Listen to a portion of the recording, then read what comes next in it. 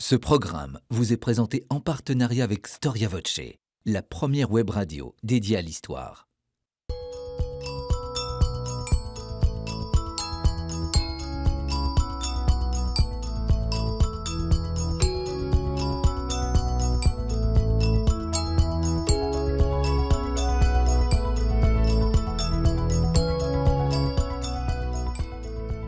Chers téléspectateurs, bonjour et bienvenue sur ce plateau de votre émission Au risque de l'histoire. Nous sommes en 476. Après la chute de l'Empire romain d'Occident, des royaumes francs se succèdent et cohabitent au cours de cette période si particulière de notre histoire, jusqu'à ce qu'un certain Clovis unifie ces royaumes avec l'appui des familles gallo-romaines, mais aussi du clergé. Clovis, c'est le petit-fils du mythique Mérovée, qui va donner son nom à la dynastie mérovingienne, une dynastie qui va régner en Occident près de 3 siècles.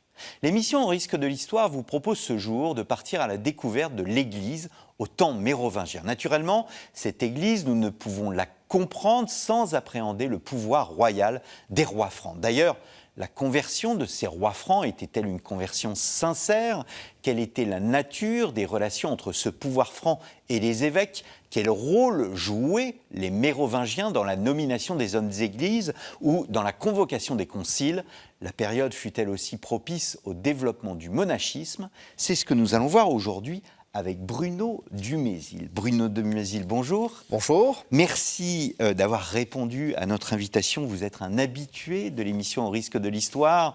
Nous avons enregistré une émission sur Clovis. Nous avons enregistré également une émission sur le concept de chrétienté, la naissance de la chrétienté. Je vous reçois donc alors que vous venez de publier chez Passé Composé l'Empire mérovingien, un ouvrage très accessible que je recommande à nos téléspectateurs. Et alors, je souhaitais recevoir aussi sur ce plateau, malheureusement, il est dans son lit, nous le saluons, nous pensons beaucoup à lui, Laurent Theiss, un des grands spécialiste de la période, qui a publié chez Bouquin, Les rois francs, le haut Moyen-Âge de Clovis à Robert le Pieux. J'ai invité Laurent Theiss chez notre partenaire Storia Voce, donc vous pouvez retrouver Laurent Theiss sur Storia Voce. Je regrette de ne pas l'avoir avec nous, donc nous allons faire cette émission ensemble, cher Bruno Dumézil. Alors, je souhaiterais avant tout remettre un peu de contexte dans tout cela. Les clichés sur la période mérovingienne ont la vie dure, ils sont nombreux. Et le premier d'entre eux est que ce fut une période, ma foi, sordide, faite de violence, de débauche, de fainéantise, les fameux rois feignants. La réalité, dites-vous, est tout autre. Alors déjà, c'est une période longue. Généralement, les rois fainéants, on leur consacre une demi-séance au collège et puis on dit, bon, c'est un peu la préhistoire de l'histoire de France, c'est pas tellement important. Enfin, ça commence au milieu du 5e siècle. Les premiers rois de cette dynastie qu'on appelle mérovingienne apparaissent vers 450 et puis ça se termine en 751 quand Pépin le Bref, un maire du palais, donc un officier du palais, fait un coup d'État et renverse le dernier roi mérovingien. Donc il y a quand même 3 siècles d'histoire mérovingienne. Une période aussi qui voit une grande stabilité du territoire. Il n'y a pas de perte territoriale, il n'y a pas de fractionnement à l'extrême. On est dans un monde qui est stable pendant 3 siècles. C'est un peu la première fois dans l'histoire qu'il n'y a pas de recomposition aussi forte et ça sera pour longtemps finalement le modèle d'un royaume qui va demeurer, alors qu'on appelle la Francia et puis qu'on appellera la Francie à partir du 9e siècle et puis qu'on appellera la France. Alors évidemment, on est dans un monde qui est de notre point de vue romano-barbare. Il y a des traditions romaines, il y a des élites, vous avez dit les élites sénatoriales, les gens qui ont fait l'Empire romain sont encore là, il y a des nouveaux venus, il y a des gens qui ont percolé depuis l'espace du Nord, qu'on appelle les Francs, les Alamans, les Burgondes. Tous ces gens-là se mélangent, forment une nouvelle élite. Et pendant 3 siècles, cette élite gouverne, et gouverne avec une certaine efficacité un territoire de très grande taille. Est-ce que le fait que nous ayons une vision obscure des choses est dû au fait qu'il y ait peu de sources, moins de sources par rapport à la période carolingienne?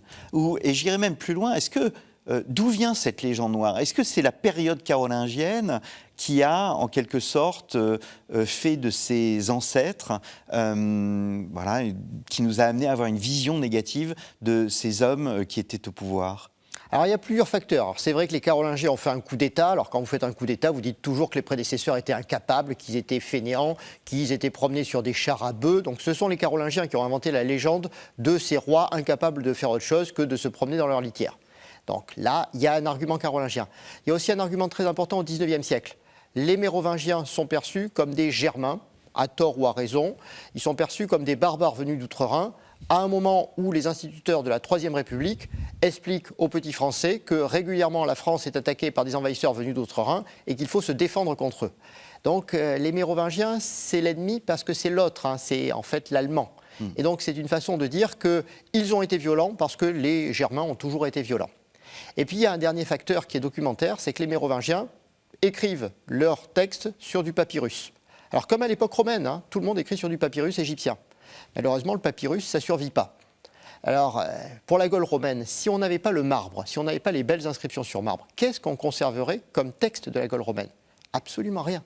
C'est un peu la même chose pour l'époque mérovingienne. Simplement, les Mérovingiens écrivent très peu sur marbre, et donc on doit se contenter de quelques dizaines à quelques centaines de feuillets de papyrus qui ont survécu avant que le support change et qu'on se mette à écrire sur des choses beaucoup plus robustes. Cette fameuse peau de bœuf ou de veau qui a été traitée, qui va être ce parchemin médiéval qui apparaît vers les années 650-660 de notre ère comme étant le support dominant de l'écriture.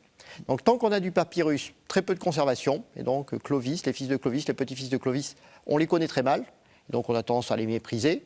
Alors qu'à partir du 7e et surtout du 8e siècle, c'est-à-dire au moment où les Carolingiens prennent le pouvoir, beaucoup de documents qui nous sont conservés, c'est un peu comme si on disait la 4e République, fantastique, ils écrivent tout sur des supports solides, le papier.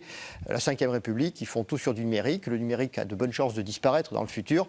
Donc la 5e République n'a absolument rien fait.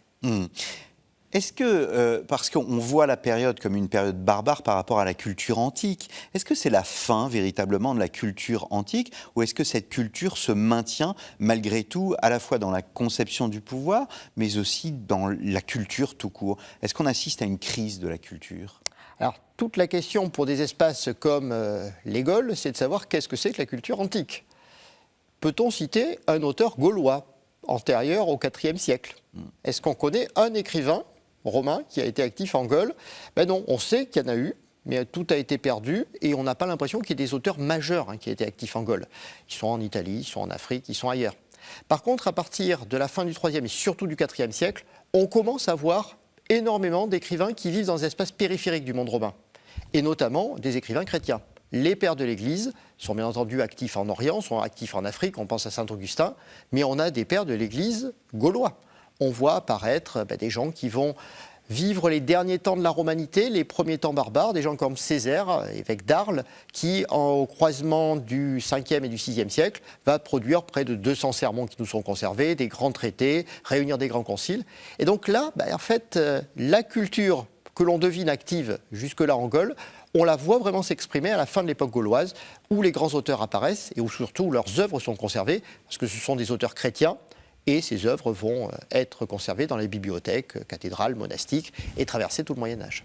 Alors je souhaiterais, dans le futur, faire une émission sur la transmission de la culture antique à travers, grâce à l'Église. Est-ce qu'on lui a reproché, notamment dernièrement, dans son histoire de l'éducation, Jacques Attali critiquait l'Église dans le fait qu'elle n'ait pas souhaité transmettre le savoir antique? Est-ce qu'il faut nuancer cette idée ou même la rejeter?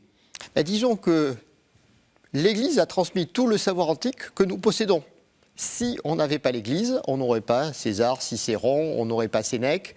Tous les grands auteurs de l'époque païenne nous sont conservés parce que des moines, un jour ou l'autre, moines ou moniales, aujourd'hui on se rend compte qu'il y a beaucoup de femmes qui copient dans les monastères, ont recopié des textes de l'Antiquité païenne. Ça ne pose pas de problème majeur, c'est-à-dire que ces textes-là peuvent être interprétés sur un sens philosophique, ils peuvent servir à contextualiser la naissance du Christ. On a beaucoup travaillé sur des gens comme Flavius Joseph.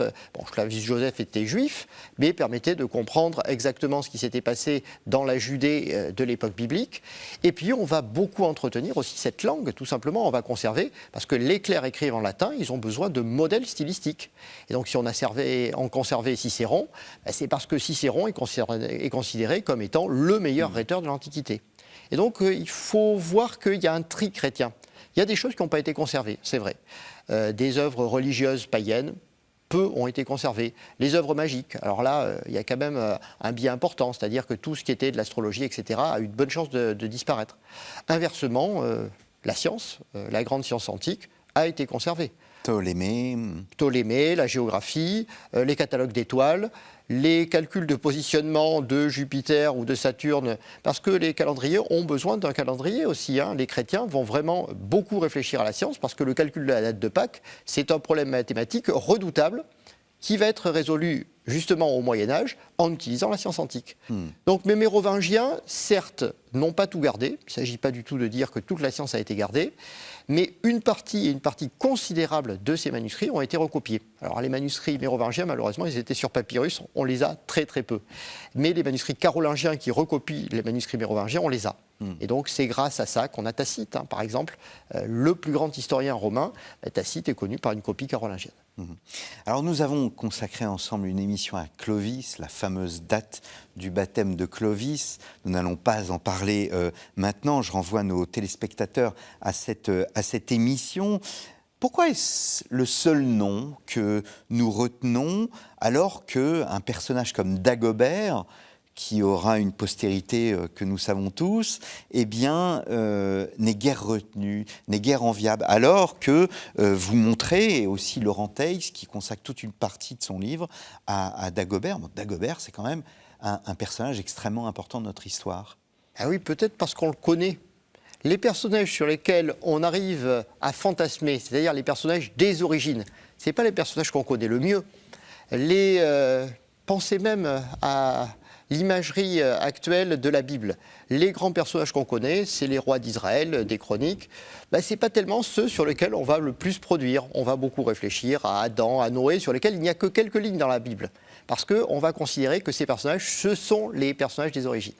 C'est un peu la même chose pour les Mérovingiens. Les Mérovingiens les mieux connus, c'est des gens comme Théodebert Ier, Dagobert Ier, Clotaire III, des gens qui sont à peu près ignorés du grand public et qui n'ont donné naissance peut-être qu'à quelques rues dans Paris, encore des rues qui font une dizaine de mètres. Clovis, c'est le roi des origines, on ne sait pas trop ce qui se passe. Il y a le baptême, il y a la conversion, c'est jugé essentiel. Et donc, toute la focalisation de l'intérêt se fait sur Clovis. C'est un peu triste, c'est Clovis ou les rois fainéants, le premier ou les derniers. C'est toujours un peu ça dans les dynasties. Alors que Dagobert, donc, qu'est-ce qu'il a fait, notre Dagobert ? Il n'est pas resté longtemps au pouvoir, une dizaine d'années, si mes souvenirs Oui, c'est un règne d'une dizaine d'années, oui. Mais c'est un personnage très important. Alors, c'est un personnage sur lequel on a des documents déjà, c'est-à-dire qu'on a les diplômes, les actes produits par sa chancellerie. On sait qu'il a fait des donations, notamment pour l'abbaye Saint-Denis. Si Saint-Denis devient par la suite la nécropole des rois de France, c'est parce que les Mérovingiens ont beaucoup investi dans Saint-Denis. Il s'est intéressé au commerce, donc il a donné des privilèges pour les foires de Saint-Denis. Et puis c'est quelqu'un qui va aussi unifier le territoire en gardant le contrôle de la grande partie est du monde franc. Donc c'est quelqu'un qui a encore une vision très ample, une vision européenne. C'est quelqu'un qui aura des contacts aussi avec les îles britanniques, oui. C'est quelqu'un qu'on connaît bien. Mais malheureusement, Saint-Denis a gardé un souvenir très réduit de Dagobert. À la basilique Saint-Denis, au Moyen-Âge, on avait gardé le trône de Dagobert. Donc ce siège, qui a sans doute été refait, restauré à plusieurs reprises dans l'histoire, il a servi parce que ça permettait d'introniser les rois de France avec un objet très ancien. Mais alors, l'histoire de Dagobert était complètement oubliée.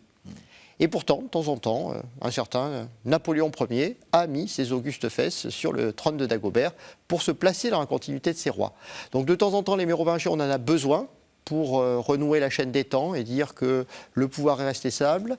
Et puis d'autres temps, on préfère ne parler que de Clovis, parce que Clovis, c'est la conversion. Et quand on veut parler de la conversion, on ne va parler que de ce roi. Alors, un dernier mot, un dernier élément de contextualisation qui est d'ailleurs plus historiographique, c'est que vous retracez tout au long d'un chapitre la façon dont a été abordée l'histoire des Mérovingiens par les historiens. Et alors nos auditeurs ne le savent peut-être pas, mais les études historiques évoluent d'une période à l'autre et on est surpris par l'incroyable diversité des approches de cette époque. C'est une approche souvent idéologique d'une époque à l'autre. Quand est-ce que nous avons eu une approche moins idéologisée, plus apaisée de cette période ? Est-ce qu'on a une approche aujourd'hui moins idéologisée ? Je ne sais pas ce que dans 20 ans les historiens penseront de la période mérovingienne. Qu'est-ce qu'ils penseront de mon livre ? Peut-être le plus grand mal. Et peut-être auront-ils raison. Non, il y a toujours un peu d'idéologie dans l'histoire. Ce qui est évident, c'est que le 19e siècle a créé le mythe de race stable à travers l'histoire. Et donc on a dit les Francs, c'est une race germanique. On avait une vision très racialiste, pas forcément raciste, mais racialiste, des groupes humains stables à travers le temps. Et donc on a dit, regardez, ce sont les apports germaniques. Bon, alors les apports germaniques, aujourd'hui, on a beaucoup travaillé là-dessus. À l'époque mérovingienne, on ne les voit pas. Toute la documentation mérovingienne est en latin. Il n'y a pour ainsi dire pas un mot dans le vieil hôte allemand. Les modes de gouvernance sont des modes de gouvernance qui sont plutôt romains. Et puis, cette société est totalement chrétienne. On n'a pas la moindre attestation du culte de Thor, de Wotan et des dieux du panthéon germano-scandinave à l'époque mérovingienne. Donc, en fait, le 19e siècle a un peu inventé des Francs qui n'ont jamais existé. Alors, aujourd'hui, on pourrait dire qu'on est dans une vision un peu contraire. C'est-à-dire qu'on voit les Mérovingiens comme très romains, parce que toute la documentation qu'on conserve, évidemment, c'est une documentation bureaucratique, administrative, des choses qui n'ont pu être empruntées qu'à l'Empire romain. Et donc, pour l'époque mérovingienne, on n'a pas beaucoup de documents, mais on a les ordres de mission des fonctionnaires mérovingiens. Et donc, ils doivent inscrire exactement ce qu'ils mangent, combien de chevaux ils empruntent quand ils se déplacent, jusqu'au nombre de pistaches qu'ils vont grignoter quand ils partent en mission. Et donc, on a l'impression d'un système totalement bureaucratique dont l'Empire romain avait déjà inventé les fonctionnements et dont nous serions les héritiers. Alors, ça n'est peut-être pas la réalité, c'est un monde qui est aussi violent. Il ne s'agit pas du tout de dissimuler qu'il y a une violence importante dans la société depuis le IIIe siècle. Le monde mérovingien est un peu entre deux feux aussi. C'est plus l'Antiquité, c'est pas le Moyen-Âge. Et donc, on a du mal à le caractériser. Mais c'est 3 siècles, et 3 siècles où des rois, des évêques, des aristocrates négocient et font fonctionner la société. Ce ne sont pas des théoriciens, ils ne créent pas un système universel, mais ils agissent, ce sont des pragmatiques. Alors c'est tout sauf des idéologues. On a quelques textes, donc vers 500, on pense à Rémi de Reims, qui correspond à Clovis, et qui écrit à Clovis comment faut-il se comporter quand on est un roi chrétien. Alors c'est d'autant plus ironique pour nous parce que la lettre est écrite avant le baptême de Clovis. Ce qui veut dire que pour l'esprit de l'épiscopat, baptisé ou pas baptisé, c'est pas grave. Le roi est chrétien, un peu comme Constantin était un empereur chrétien alors qu'il n'était pas baptisé. Donc on a quelques textes d'évêques qui réfléchissent. C'est un évêque des années 530 qui dit, en fait, le roi mérovingien, il est empereur. Il est un quasi-empereur parce qu'il a un territoire très grand et puis il est héritier des pouvoirs romains. On a quelques textes du 7e siècle, de l'époque de Dagobert et des fils de Dagobert, qui disent « Le roi est le lieutenant de Dieu sur la terre ». Donc c'est une idée mérovingienne. Mais à côté de ces quelques textes idéologiques, on a surtout de la pratique. Des pratiques de gouvernement. Comment tenir le territoire, comment nouer des relations amicales ou inamicales avec les voisins.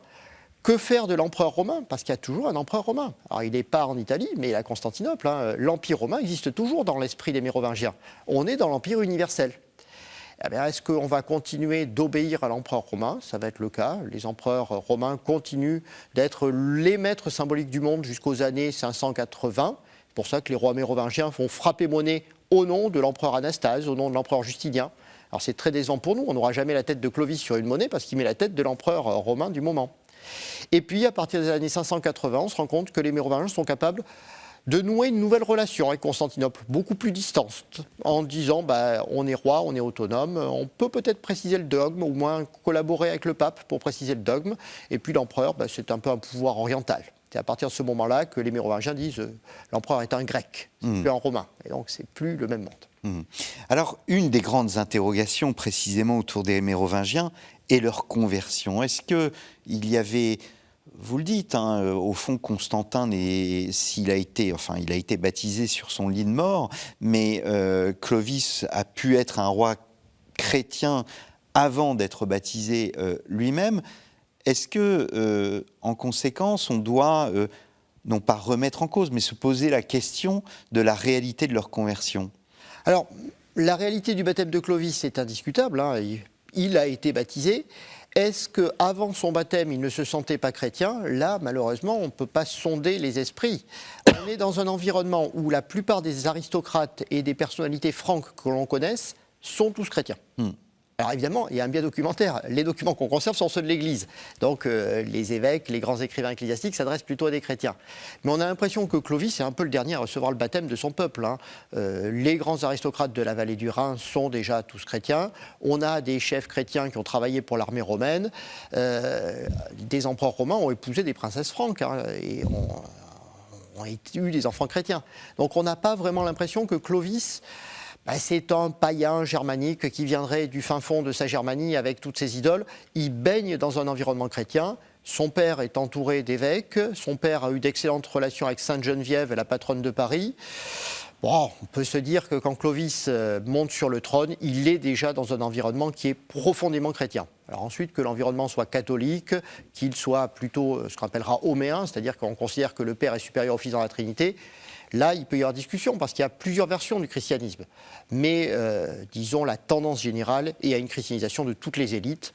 Les derniers Romains païens disparaissent en Gaule vers 410-450 et les derniers barbares païens vont disparaître dans les années 520-530. Alors, on dit toujours que le XVIIe siècle est le XVIIe est le siècle des saints, mais on est surpris de voir que le 7e siècle, soit 10 siècles avant, c'est aussi un siècle où il y a beaucoup de saints. C'est-à-dire que Dagobert est entouré de saints, il est entouré de saint Arnoux, il est entouré de saint Amand. On parlait de Clovis, Clovis c'est Saint-Remy, sainte Clotilde. Il y a énormément de saints à l'époque mérovingienne. Alors oui, beaucoup de saints qui ont le statut épiscopal. C'est l'époque des évêques qui parviennent à la sainteté. Parce que les Mérovingiens vont avoir une relation particulière avec leurs évêques, on aura peut-être l'occasion d'en reparler, mais ces évêques vont rendre énormément de services aux populations locales. Bon, d'abord, ce sont les évêques qui vont souvent construire les premières églises. Ce sont les églises qui vont distribuer les sacrements et donc qui vont faire que la population est chrétienne. Donc ce sont les grands évangélisateurs du territoire. Ce sont des évêques aussi qui vont nouer des relations avec les puissants. Quand vous avez besoin d'une réduction d'impôts, vous n'allez pas voir le roi, vous allez voir l'évêque. Et l'évêque va négocier la réduction d'impôts auprès du roi. Donc les évêques gaulois sont reconnus comme des intercesseurs. On est dans des époques où il y a aussi beaucoup de guerres. À cette époque-là, quand il y a une guerre et que vous êtes prisonnier, vous êtes réduit en esclavage. Or, les évêques gaulois vont prendre l'habitude de racheter tous les esclaves. Et depuis la lointaine Irlande, saint Patrick dit les évêques gaulois sont fantastiques, ils rachètent tout le monde. Et de fait, ce sont les évêques qui vont beaucoup contribuer à réduire l'esclavage. Et au milieu du 7e siècle, il y aura des lois passées par une reine mérovingienne interdisant désormais de réduire les chrétiens en esclavage. Donc des évêques qui vont avoir tellement de succès que quand il y aura besoin de saint patron pour leur cathédrale, puis rapidement pour leur ville, quand la notion de saint patron va se développer 7e et 8e siècle, ce sont ces évêques qui vont être les saints patrons. Et donc, ils vont donner leur nom à des villages, à des villes, à des sites. Et c'est pour ça qu'ils sont reconnus. Alors, ce qui nous surprend un peu, c'est que ce n'est pas des personnalités mystiques. C'est des gens très pragmatiques, les évêques mérovingiens. Des constructeurs, des négociateurs, des gens qui font des palabres, des gens qui vont faire la paix, des gens qui transmettent la culture antique, des gens qui vont recopier des manuscrits, des gens qui vont faire de la comptabilité. On a de très bons comptables à l'époque mérovingienne. Mais il faut voir que les populations entre le 5e et le 8e siècle n'ont pas envie de mystiques. Ils ont envie de gens qui sont capables de négocier, qui sont capables d'arranger les choses. C'est intéressant aussi pour la relation avec Dieu. C'est comme ça qu'on pense la relation avec Dieu. On va voir le saint de son vivant pour obtenir une réduction d'impôts. On va voir le saint après sa mort pour obtenir une intercession auprès de Dieu. Et donc la relation avec la cour céleste est la même que celle avec la cour terrestre. C'est un intercesseur que l'on veut. Alors évidemment, ça ne veut pas dire que ces évêques n'avaient pas des mérites personnels, mais c'est cette relation d'interface qui va vraiment faire le succès. Pensez à tous les villages français qui ont des noms d'évêques mérovingiens. Saint-Lizier, Saint-Dizier, Saint-Léger. Beaucoup de villages de France s'appellent Saint-Léger. Saint-Léger est un évêque du 7e siècle. Alors je me souviens de mes cours de 2e année avec le professeur Guillotel, Histoire des institutions, où il m'expliquait, où il nous expliquait que les évêques palliaient les insuffisances du pouvoir politique. Autrement dit, que des évêques étaient comme obligés de jouer un rôle politique à la tête notamment des cités. C'est une vision qui se maintient. Nous sommes dans cette période ? Alors c'est vrai et c'est faux. Disons que ça dépend des cas. On a à peu près une centaine, peut-être 120 diocèses dans la Gaule mérovingienne. C'est vraiment très grand, hein. Ça s'étend au nord de l'Italie. De temps en temps, l'Espagne du Nord est également sous contrôle mérovingien. L'Alémanie, la Bavière, tout ça est sous contrôle mérovingien. Donc il y a beaucoup de diocèses et les relations ne sont pas les mêmes partout. Dans un certain nombre de cités, notamment les cités loin des pouvoirs centraux, les évêques ont récupéré la plupart des institutions municipales. Ce sont eux qui s'occupent de la voirie, ce sont eux qui s'occupent des écoles, ce sont eux qui s'occupent des égouts, ce sont ceux qui restaurent la muraille. Dans les Alpes, ce sont même les évêques qui dirigent l'armée locale. Bon, c'est pas très bien, c'est pas bien vu, l'évêque qui prend les armes, mais ça passe de temps en temps. Quand il y a une menace d'invasion lombarde, c'est l'évêque de Gap ou l'évêque d'Embrun qui prend les armes. Donc il faut imaginer des évêques qui vont rassembler des pouvoirs considérables. Et donc oui, ce sont les héritiers des institutions romaines. Mais ce ne sont pas les seuls. Les rois mérovingiens vont nommer aussi des officiers locaux, donc des fonctionnaires. Et donc dans chaque cité du monde mérovingien, il y aura un évêque et un comte. Le comte est l'officier du roi. L'évêque est normalement le chef de la communauté locale. C'est un petit peu plus compliqué, mais généralement les rois vont nommer des comtes qui ont de très mauvaises relations avec les évêques. Alors c'est un peu étonnant, hein, on se dit pourquoi. En fait, ça permet des remontées d'informations. Si le comte est trop corrompu, c'est l'évêque qui va se plaindre auprès du roi. Si l'évêque fait des choses qui ne vont pas du tout, c'est le comte qui va se plaindre auprès du roi. Donc dans les deux cas, le roi est sûr que ce double réseau de pouvoir va lui permettre d'avoir des remontées d'informations. Alors nous l'avons déjà évoqué, hein, le baptême. Alors le premier sac, le baptême n'est pas le sac. Le premier sac dans l'histoire, c'est celui de Pépin le Bref, au milieu du 8e siècle. Pépin, nous sommes aux origines des Carolingiens et non des Mérovingiens. Mais même si les rois mérovingiens n'étaient pas sacrés, ils étaient donc baptisés. Est-ce que ce baptême, en dehors de la propre conversion personnelle qui relève du fort intérieur, est-ce que ce baptême les obligeait vis-à-vis de leur sujet et de l'Église ? On a fait une émission sur le sacre et on voit bien que lors du sacre, il y a cette volonté, tous ces mots visant à protéger l'Église. Est-ce que ces mots, au fond, sont dans les têtes et les intentions à l'époque mérovingienne ? Alors dans les têtes, je suis historien, je ne sais pas ce qu'il y a dans les têtes. Dans les écrits, oui, c'est sûr. Le premier document législatif qu'on possède est un acte d'un des fils de Clovis, Childebert Ier. Et Childebert Ier dit « J'ai été baptisé, j'ai promis une fidélité intégrale à Dieu, et c'est parce que j'ai promis cette fidélité que je prends la décision de... » Donc il commence avec son propre baptême en disant écoutez, ça m'engage, et je dois donc, parce que je suis baptisé et je suis roi, assurer le salut de tous mes sujets. Et donc là, ici, on est déjà à l'origine de ce qu'on appellera plus tard l'union du trône et de l'autel, mais de la monarchie chrétienne, disons. Le roi est plus qu'un simple chrétien. Il est un baptisé, et donc il est soumis à l'Église, et en même temps, comme il est roi chrétien, il peut prendre des décisions qui vont parfois être au-dessus des décisions des évêques. Et là, dans ce cas-là, Childebert Ier va ordonner la destruction des dernières statues de culte qui sont présentes dans le monde franc, en disant, il y en a encore quelques-unes dans les campagnes, il est hors de question qu'on continue de les financer. Donc là, ici, on a l'impression que oui, le roi mérovingien prend véritablement à cœur l'idée que c'est lui qui assure le salut de tout le monde. Et donc, c'est pour ça qu'il prendra tant d'initiatives, il va réunir des conciles, il va prendre des lois, et puis surtout, il va avoir des idées parfois originales. Hein. L'idée que le dimanche est jour férié, ce n'est pas une idée romaine. Constantin avait dit, le jour du soleil, on ferme les tribunaux civils. Bon, il ne parlait pas de dimanche, et il ne parlait pas du tout de repos dominical. C'est un certain Childebert II, qui est un arrière-petit-fils de Clovis, qui, un jour de 595, décide que le dimanche sera jour férié et que si quelqu'un travaille le dimanche, il est soumis à amende. Donc finalement, on est à l'époque de la christianisation du calendrier. Ce n'est pas le monde romain qui a christianisé le calendrier, c'est plutôt le monde mérovingien. Alors, on pense que nos temps contemporains ont le monopole des crises et de la crise de l'Église, mais il y avait aussi des crises dans l'Église mérovingienne. Et ces crises, au fond, à vous lire, nous disent que l'universalité de l'Église, je vais être un peu violent, n'est qu'une fiction. Vous montrez que les églises restent très locales, au fond, qu'il n'y a pas de centralisation, qu'il y a moins d'universalité, plus des diocèses qui sont plus qu'autonomes, indépendants. Et c'est l'Église des origines. Lorsque Paul écrit aux églises, il n'écrit pas à l'Église. C'est-à-dire qu'il y a des communautés locales et que ces communautés locales dialoguent. Et c'est le dialogue entre les églises locales qui forme l'Église universelle. Or, ce dialogue, il y a des moments où il est très important et il y a des moments où le dialogue est plus distendu. Et donc, à l'époque mérovingienne, il y a des églises, chaque diocèse est une église, et de temps en temps, ces églises dialoguent les unes avec les autres et forment l'église universelle.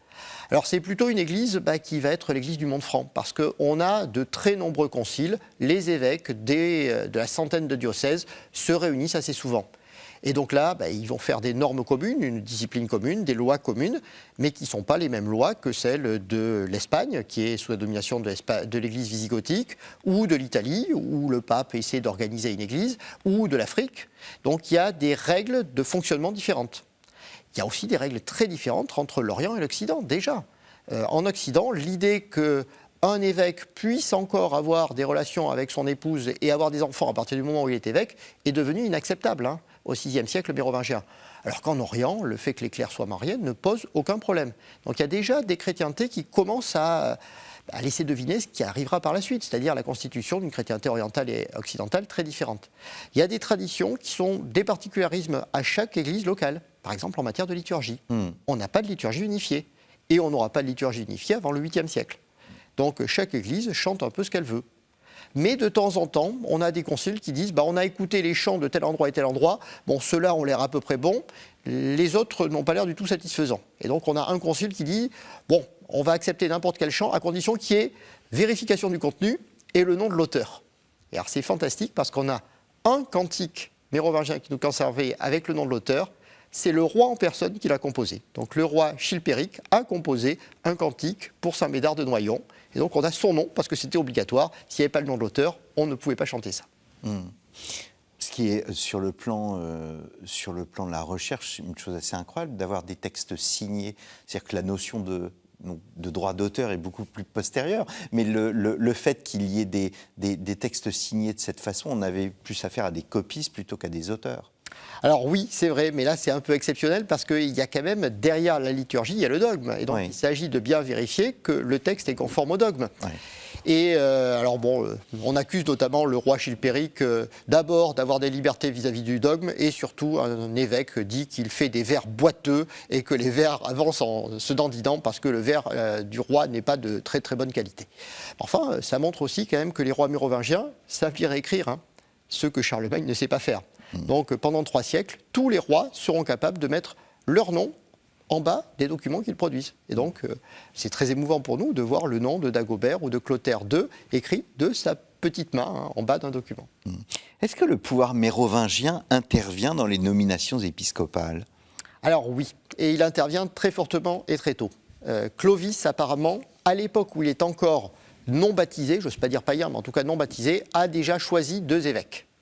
Et par la suite, tous les évêques du monde franc sont désignés par le roi. Alors il peut y avoir une négociation locale, c'est parfois le candidat local qui est choisi. Mais sur les 3 siècles d'époque mérovingienne, c'est presque systématiquement le roi qui désigne l'évêque.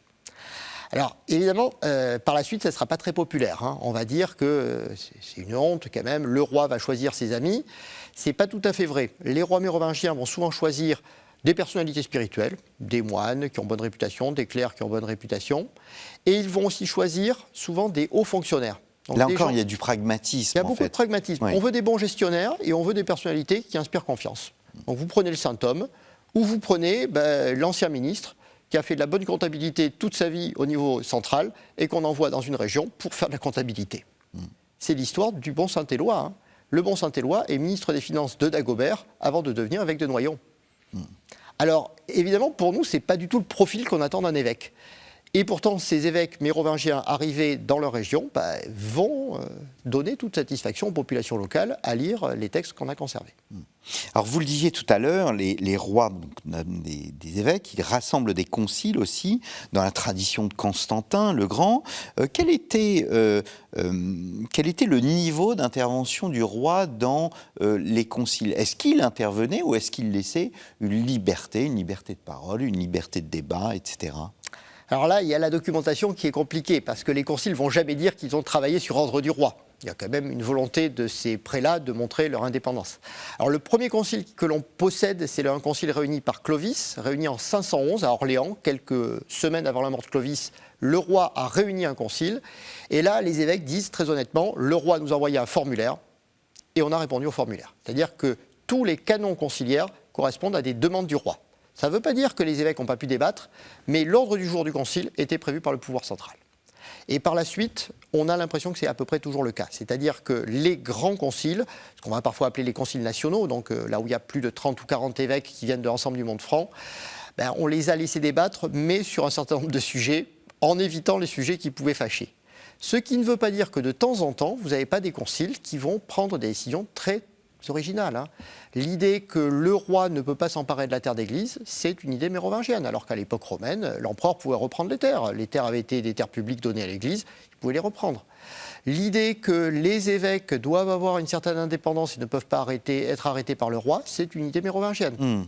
Et puis on a même un concile qui va excommunier un roi mérovingien. Donc dans une situation de crise, en 568, le roi Charibert Ier demande au concile de se réunir. Et le roi sait qu'il a fait un gros péché, alors il a épousé sa belle-sœur qui était moniale. Ça fait lourd, quand même. Or, il y a une grande épidémie dans le royaume. Le roi se pense certainement pécheur, et il n'a pas tort. Et il va permettre au concile de créer les clauses qui vont lui permettre d'être excommunié. Et donc, en fait, le roi demande au concile de l'excommunier, ce qui va se dérouler. La défense du dogme, c'est une prérogative royale ? Alors oui, c'est une prérogative impériale. Il faut penser que les conciles de l'Antiquité sont tous réunis par les empereurs. C'est avant tout Constantin, Théodose le Grand, Martien, les grands empereurs qui ont réuni les conciles, ceux qu'on appelle les conciles œcuméniques, et qui ont donné l'ordre du jour aux évêques. La liberté d'action a été très faible du côté épiscopal. Et les mérovingiens vont donner peut-être un petit peu plus de liberté à leur épiscopat, mais sous contrôle très fort. Donc là, il y a des problèmes qui vont survenir pendant 3 siècles. Alors les problèmes de nature du Père et du Fils et de puissance relative du Père et du Fils qui sont réglés en 511. Clovis veut une égalité totale des personnes de la Trinité, son épiscopat est parfaitement d'accord. Puis ensuite, des problèmes qu'on va appeler la crise des 3 chapitres, qui est un débat extrêmement complexe sur la réception du Concile œcuménique de Chalcédoine. La position royale va être suivie par les évêques. Ce qui est intéressant, c'est que le roi a d'abord négocié avec le pape. Et donc il y a une discussion avec le pape pour vérifier que le pape a la même position que le roi, puis quand tout le monde est d'accord, l'épiscopat valide. Puis après, on aura des questions sur l'unité d'intention du Christ. Est-ce que le Christ homme et le Christ Dieu avaient la même intention, qui sont les problèmes théologiques du 7e siècle. Là encore, les rois mérovingiens vont intervenir en toujours consultant. Ce n'est pas un roi qui veut absolument imposer sa volonté, c'est un roi qui cherche l'unité, donc qui consulte, qui regarde ce qui se passe à Byzance, à Rome, son épiscopat, puis quand les choses sont à peu près sûres, on réunit un concile et on tranche. On se pose toujours la question de savoir pourquoi à un moment on a plus de conciles qu'à une autre époque. En fait, on voit au côté mérovingien, vers la fin du VIe siècle, 7e siècle, il y a moins de conciles. C'est parce que l'orthodoxie est fixée, on débat moins, il y a moins de besoin de se réunir au fond. Alors c'est ce que dit le grand historien mérovingien Grégoire de Tours à la fin du VIe siècle, à qui on propose de réunir un concile. Le pape écrit à l'épiscopat gaulois en disant il nous faudrait quand même un concile là. Et Grégoire de Tours, évêque de Tours, dit mais il n'y a pas besoin de se réunir, il n'y a pas de problème de dogme, pourquoi voulez-vous qu'on se réunisse ? Alors il y a ce phénomène-là, effectivement, les conciles servent à résoudre des crises lourdes, des crises dogmatiques. Et puis, il y a un autre point important, c'est qu'un concile, c'est parfois incontrôlable. Quand vous réunissez plusieurs dizaines de prélats extrêmement importants, même en leur donnant un ordre du jour, vous ne savez jamais quel va être le résultat.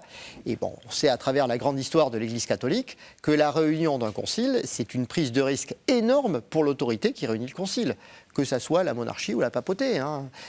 Donc, évidemment, l'emprise conciliaire étant un risque pour le donneur d'ordre, il y a des moments où non.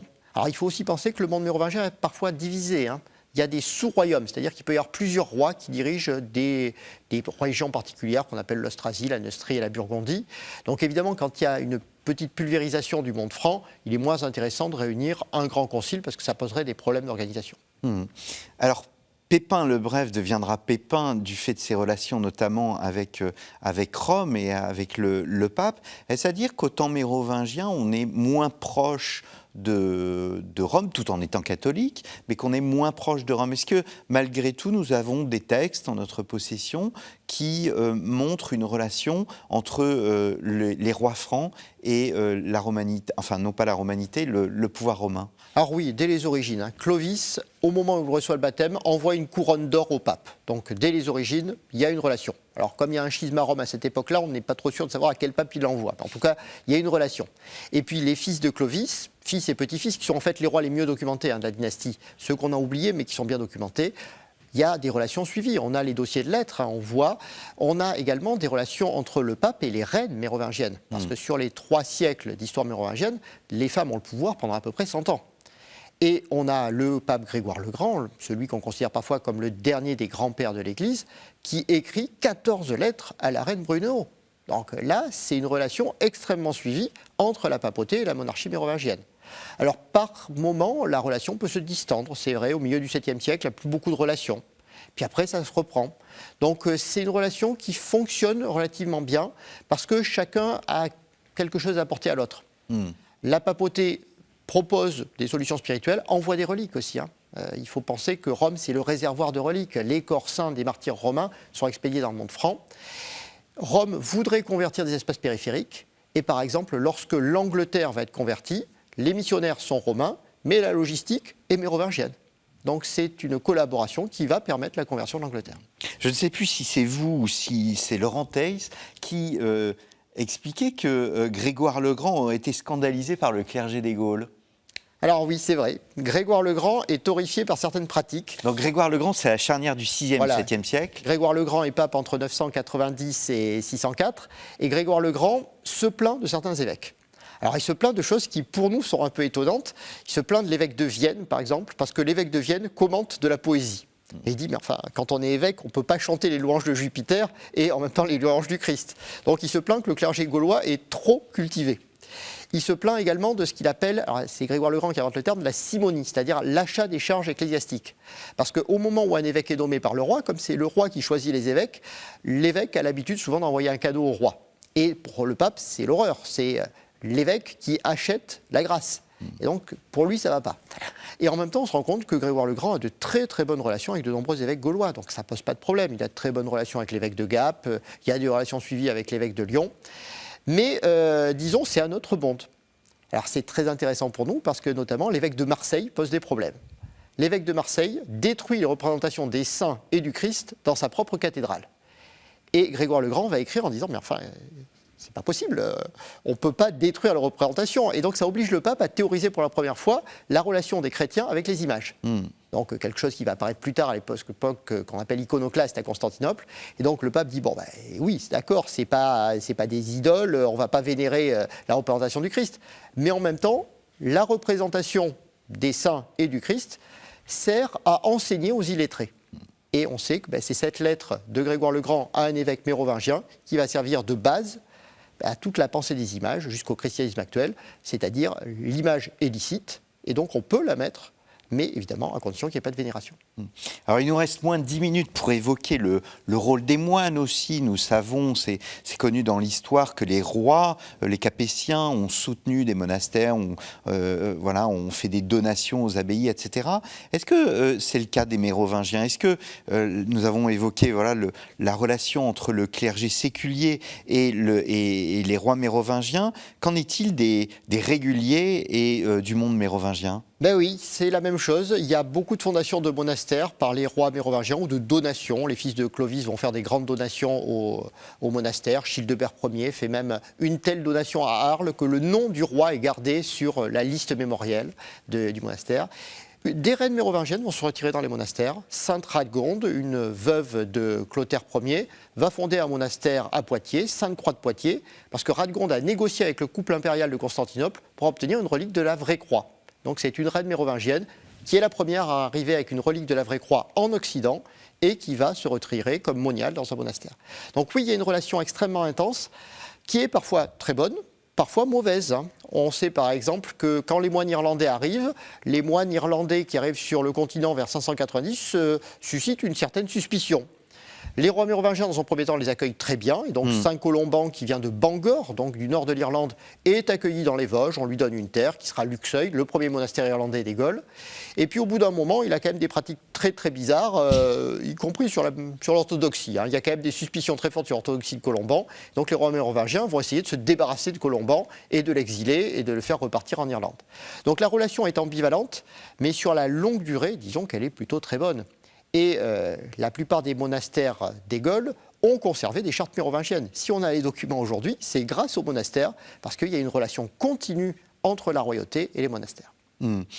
Comment expliquer ce succès monastique? Est-ce que d'ailleurs il existe un succès monastique? Vous parliez de Saint-Colomban. Saint-Colomban, c'est le monachisme irlandais. Ce monachisme irlandais a un succès dans l'Europe occidentale de manière générale? Ah oui, immense. Alors on parle de monachisme irlandais, mais il n'y a presque pas d'Irlandais. C'est-à-dire qu'il y a Colomban et 12 Irlandais qui sont à l'origine, mais après tous les monastères sont peuplés de Francs. Alors les fondations franques vont très bien fonctionner. Alors Luxeuil est un monastère fantastique, parce que c'est là qu'on va inventer l'écriture minuscule, celle qu'on utilise encore aujourd'hui. Donc l'idée d'écrire en petit et attaché, ça apparaît dans ces monastères-là. On va avoir une diffusion autour du lac de Constance, où vous allez avoir des gens comme Saint-Gall, donc l'Alémanie va être peuplée de monastères. Et puis Colomban va finir sa vie un peu par hasard à Bobbio, en Italie du Nord, et donc vous allez avoir des monastères irlandais. Très rapidement, ces monastères sont peuplés d'aristocrates. Ce sont les aristocrates que nous appelons barbares, qui vont être les premiers moines de ces monastères. Et donc oui, le réseau est immense. Alors il a peut-être été surévalué. Parce qu'à la fin du 7e siècle, quand vous êtes un monastère ordinaire, dire que votre fondateur est irlandais, c'est un petit peu plus prestigieux. Donc on va peut-être surestimer la place de ces Irlandais dans les fondations. Alors tellement importante que vers 700, dans le monde franc, il y a un proverbe qui dit « menteur comme un Irlandais ». Parce qu'on les accuse de se mettre un peu trop en valeur. Mais ça ne veut pas dire qu'il n'y ait pas eu cette diffusion du monachisme irlandais, qui va en même temps que le monachisme bénédictin. Parce que les règles irlandaises sont des règles spirituelles, mais qui ne permettent pas l'organisation pratique. Donc les monastères irlandais du monde franc vont prendre les règles irlandaises pour le spirituel et la règle de Saint-Benoît pour l'organisation pratique. Donc c'est ce qu'on appelle des règles mixtes. Et ces règles mixtes, en fait, diffusent en Occident la règle de Saint-Benoît, qui jusque-là n'était connue de personne. Et donc c'est un peu étonnant, mais d'après les dernières recherches, en fait, ce sont les moines irlandais qui diffusent en Occident la règle italienne de Saint-Benoît. Comment on va parler de la fin de la période, de la fin de la période, j'y arrive, avec l'arrivée des Pipinides, qui deviendront ensuite les Carolingiens. Est-ce qu'il y aura comme un problème d'allégeance entre les différentes églises locales et ce nouveau pouvoir qui arrive et qui se substitue donc au pouvoir mérovingien? Pendant un certain temps, oui. À partir des années 670-680, la dynastie mérovingienne s'affaiblit. S'affaiblit considérablement pour de nombreuses raisons, politiques, économiques, biologiques aussi, parce qu'il meurt très jeune. Alors à ce moment-là, il y a une période de flottement pendant 40 ans, où des gens prennent le pouvoir au centre, c'est ce qu'on appelle les maires du palais, les Pipinides, les futurs Carolingiens. Des gens prennent des pouvoirs en périphérie, le duc de Bavière se déclare autonome, le duc d'Aquitaine se déclare autonome, mais les évêques aussi se déclarent autonomes. Et par exemple à Auxerre, on voit apparaître quelque chose qu'on appelle une principauté ecclésiastique. L'évêque d'Auxerre dit « je gouverne un vaste territoire qui va entre Orléans et Lyon à peu près, et c'est sous ma direction ». Même chose à Trèves, sans doute la même chose à Reims, avec des évêques extraordinairement puissants, de temps en temps des abbés aussi extrêmement puissants.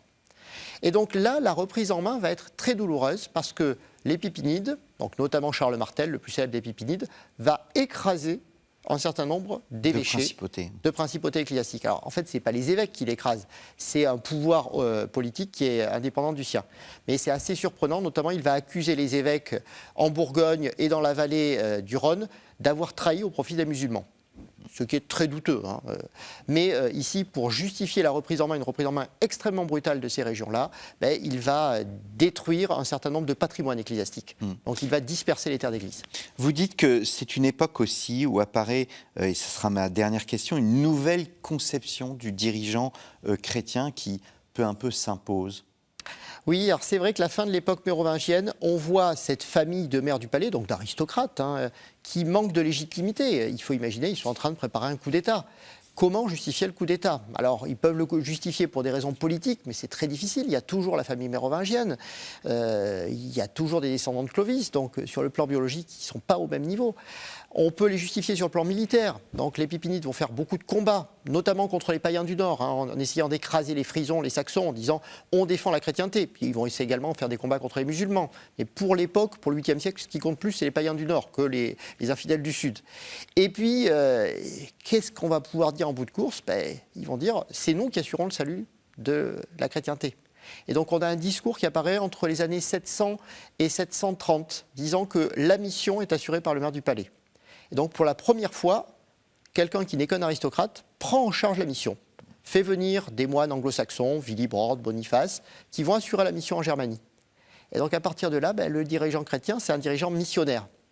Alors évidemment, de notre point de vue, c'est un peu ambivalent. Ça va permettre la christianisation de cette vaste Germanie mérovingienne qui jusque-là était semi-païenne. Mais en même temps, si le dirigeant doit absolument assurer la mission, il va l'assurer par la force.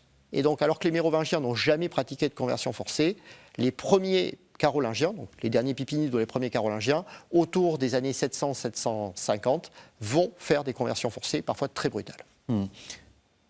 Nous avons fait une émission ensemble sur Charlemagne. Nous faisons une émission ensemble sur l'Empire, sur les Mérovingiens. Vous avez, vous, une préférence? Jacques Le Goff n'aimait pas beaucoup Charlemagne et sa conception du pouvoir impérial. Vous réhabilitez les Mérovingiens? Votre préférence se tourne vers cette famille? Pour ne rien vous cacher, je viens d'écrire un livre sur Charlemagne. Disons, Charlemagne, c'est une merveille documentaire. C'est-à-dire qu'autour de l'an 800, on a enfin beaucoup de textes. C'est quelqu'un qu'on peut approcher. Alors, il ne sait pas écrire, il ne sait pas lire, mais il aime les maths, on sait la taille qu'il a, on sait ce qu'il mange, on sait qu'il préfère le rôti plutôt que le bouilli. Enfin, des choses dont je ne sais pas pour les Mérovingiens. Donc, en termes documentaires, je préfère Charlemagne. Sur le plan de l'intelligence du pouvoir, les Mérovingiens réussissent à fonder un monde qui dure pendant 3 siècles. Charlemagne, son empire, il implose en 830. Et donc, entre 830 et 840, c'est fini l'empire de Charlemagne déjà. Donc, disons que les Mérovingiens ont peut-être plus de flair politique que Charlemagne. Alors, c'est pas intuitif. Pour nous, Charlemagne, c'est le fondateur de l'Europe. Il se trouve que les Mérovingiens ont fondé quand même une Europe qui était plus viable, sans doute, que celle de l'an 800. Votre ouvrage sur Charlemagne, ça sera aux presses universitaires de France. Dans la petite collection des biographies. Eh bien, n'hésitez pas à vous procurer cet ouvrage, chers téléspectateurs. Je vous remercie pour votre fidélité. Donc, l'Empire mérovingien, 5e, 8e siècle, paru chez Passé Composé. Et je veux citer, nous le saluons, parce que c'est un ami, Laurent Theiss, Roi des Francs, le Haut Moyen-Âge, de Clovis à Robert le Pieux, un ouvrage paru chez Bouquin. J'ai reçu Laurent Theiss sur Storia Voce, donc n'hésitez pas à vous rendre sur Storia Voce pour écouter ces émissions. Il y en a 3 très exactement. N'hésitez pas aussi à vous rendre sur kto-tv.com où vous allez nous retrouver avec Bruno Dumézil et d'autres historiens afin d'évoquer Charlemagne, donc, mais aussi la chrétienté et le baptême de Clovis. Je vous remercie pour votre fidélité et je vous donne rendez-vous dans 2 semaines pour un nouveau numéro de l'émission d'Au risque de l'histoire.